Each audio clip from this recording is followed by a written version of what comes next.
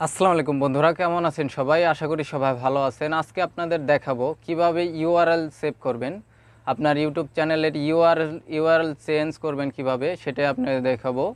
তো এটা দেখাবো খুব সহজে, এবং কি খুব সহজে আপনি এটা কাজ করতে পারবেন একদম ঝামেলা ছাড়া। কিভাবে ইউআরএল সেভ করবেন, আপনার ইউআরএল চেঞ্জ করবেন, সবই দেখাবো এখান থেকে।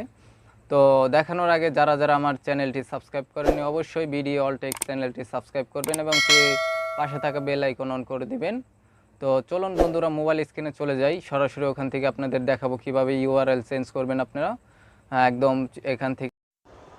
আসসালামু আলাইকুম বন্ধুরা, চলে আসলাম মোবাইল স্ক্রিনের পর্দায়। তো এখান থেকে আপনাদের দেখাবো সরাসরি কিভাবে আপনারা ইউআরএল সেভ করবেন। তো আপনারা চলে যাবেন যে কোনো ব্রাউজার ওপেন করে গুগলে।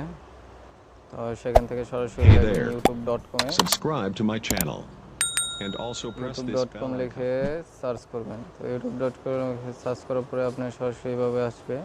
তো এখান থেকে আপনার উপরে দেখবেন 3 ডট মেনু আছে। তো এখান থেকে ক্লিক করে ডেস্কটপ সাইট নামে একটা অপশন আছে, সেটা ক্লিক করে ডেস্কটপ সাইট করে নেবেন।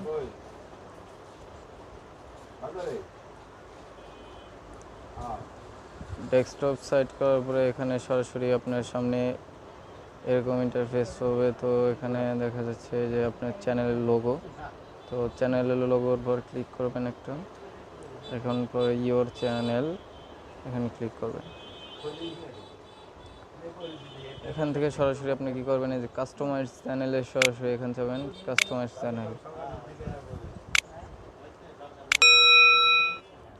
কাস্টমাইজ চ্যানেলে যাওয়ার পরে এভাবে সরাসরি আপনার কী হবে, এখানে আপনি ইউটিউব স্টুডিওর ভিতরে চলে যাবে সরাসরি।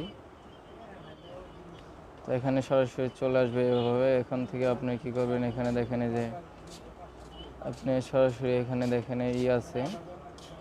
তো এখান থেকে যে কাস্টমাইজ থেকে আপনি যাবেন হলো বেসিক ইনফো, উপরে দেখেন এখানে আছে এই যে বেসিক ইনফো, এখানে ক্লিক করবেন।